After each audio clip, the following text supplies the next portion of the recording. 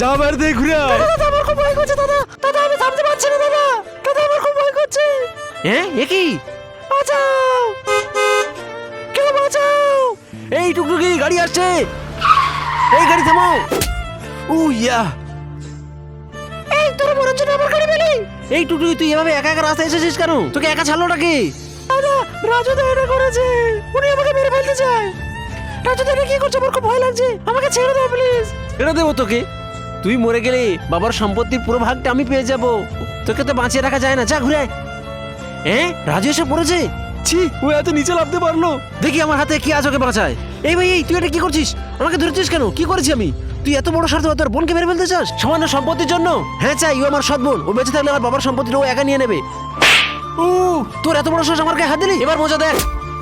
ও মা গো, ও তবে রে, এই ও বাবা, ও মা।